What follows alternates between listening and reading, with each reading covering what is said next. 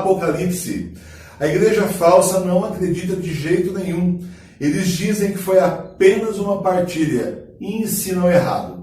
Mas a verdade é que Jesus multiplicou 7 pães e alguns peixes e alimentou 4.000 pessoas. E essa foi a segunda vez. Teve a primeira vez que foram 5.000 pessoas que ele alimentou. Aqui foram 4.000.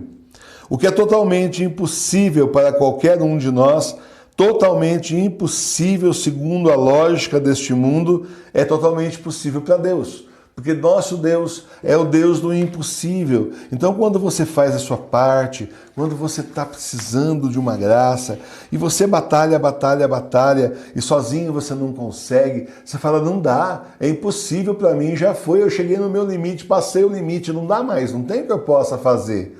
Aí você para um pouquinho, se lembra que o nosso Deus é o Deus do impossível. O que é impossível para nós, para Ele é altamente possível. E você reza com muita fé, pede ao Senhor e Ele vai te dar a graça que você precisa. Bom já começar a rezar antes, né? Em tudo que a gente for fazer, já pede antes para que o Senhor nos ajude, para que não chegue nesse ponto da gente ver que sozinho não deu, né? O Senhor se preocupa conosco, Ele vê as nossas dificuldades e tem compaixão.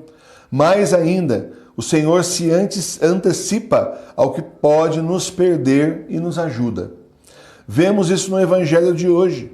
Jesus se preocupa e diz aos discípulos, eles estão há 3 dias conosco.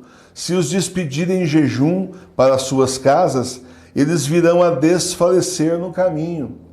Quem ama, cuida. E porque o Senhor nos ama, Ele cuida de nós. O Senhor multiplica o nosso pouco, faz ser o bastante e ainda sobra. Porque o amor de Deus por nós não tem limites. Então Ele está sempre cuidando da gente, vendo nossa necessidade. Gente, vocês não têm ideia do tanto de graça que a gente recebe todo dia e não percebe. Às vezes a gente vai saber da graça que a gente recebeu daqui a 1 ano, 2 anos. Outras vezes não vai saber nunca. Só na hora da morte que o Senhor vai mostrar. Olha de quanta coisa te livrei, hein? Você reclamando lá que eu não estava te ajudando. Olha só quanta coisa te ajudei e você não percebeu. É assim que é a nossa vida. Muitas vezes a gente não vê e o Senhor está nos protegendo, está nos ajudando. Igual aconteceu aqui com Jesus, né? Ninguém estava pedindo comida para ele e ele se antecipou, ele viu a necessidade, viu o sofrimento que ia ser eles voltarem, viu o que ia acontecer, agiu antes que acontecesse, protegeu antes que acontecesse. E assim o Senhor alimenta nossa alma e nosso corpo. Mas note que primeiro Jesus alimentou a alma com suas palavras e ensinamentos. Só depois alimentou o corpo para que os fiéis pudessem continuar sua jornada. E aqui se repete a passagem do Sermão da Montanha, quando Jesus ensina: buscai primeiro as coisas do alto, tudo mais será acrescentado. Aquelas pessoas não foram atrás de comida, não. Elas foram atrás de Jesus. Elas foram e pensaram, nossa, eu vou ficar 3 dias sem comer, como é que eu vou fazer para voltar? Será que no deserto, no descampado, tem uma lanchonete, cartão de crédito? Ninguém pensou isso aí. Eles foram atrás de Jesus, porque Jesus é assim, irresistível. A gente tem que ir atrás dele, só ele é caminho, verdade e vida. E aí o Senhor, vendo que eles vieram daquela fé, escutaram, aprenderam, curou as pessoas também que precisavam, ele vai e provê aquilo que eles precisam para voltar, que é justamente o alimento, né? Foi assim com aquelas 4.000 pessoas que o seguiram persistentemente por 3 dias. A palavra é persistência. Quem persiste em seguir Jesus será cuidado por ele. O Senhor cuida daqueles que têm fé, que perseveram na fé, que acreditam nele. Então o Senhor multiplicou os pães e os peixes e os discípulos, note bem, eles distribuíram para as 4.000 pessoas.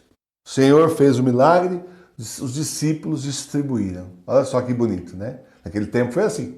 O Senhor foi, multiplicou pães e peixes e os discípulos foram distribuindo. Houve uma época, no começo da igreja, que haviam bispos e padres santos. Eles curavam os doentes, expulsavam demônios e faziam muitos outros sinais, exatamente como Jesus disse que os seus seguidores fariam. Esse é o começo da igreja. E eu não estou falando só da igreja original, que muitos depreciativamente falam a igreja primitiva, falam a igreja primitiva. Não é. Estou falando da igreja, inclusive, dos primeiros 400 anos, essa informação que eu estou trazendo. Eles realizavam tudo isso porque tinham fé, porque eram apóstolos de Jesus. Eles distribuíam as graças de Deus para as pessoas. Eles eram canais da graça de Deus. O Senhor os utilizava como instrumentos para distribuir a graça que as pessoas precisavam. Como isso pode acontecer hoje com a igreja falsa infestando a maioria dos templos? Isso não vai acontecer. É por isso que a gente não vê mais esses sinais, raramente. Muito difícil você ver. Porque são pessoas que invadiram a igreja e não têm fé, não são de Deus. Como podem fazer os sinais de Jesus se não são de Jesus? Como isso pode acontecer já que eles não têm fé e ainda tratam de tirar a sua fé, a fé de quem tem, daqueles que acreditam? Todos os domingos, aí pela internet, agora antes quando tinha missa, quanto eu não vi padre trabalhando, não para fortalecer a fé, mas para tirar a fé das pessoas. Né? Tem padres santos, graças a Deus, tem bispos santos, graças a Deus, são minoria. Né? Quanto não trabalhar? E devia trabalhar o contrário, devia trabalhar para fortalecer a fé, para ser canal de graça, como era a igreja logo no começo, no princípio dos tempos. Por isso, então, o Senhor hoje nos chama para distribuir sua palavra nesses tempos que são os últimos. Ele chama a nós, os leigos. Né? Cansado de chamar aí pelo clero, pelos religiosos e religiosas, agora está chamando os leigos. Nós, eu e vocês. Cada um de nós para distribuir a palavra dele, os ensinamentos dele, fazer o que a igreja devia estar fazendo, mas nós também somos igreja. Se a parte do clero não quer fazer, nós somos igreja, façamos nós. Esse é o chamado que Deus tem para nós hoje.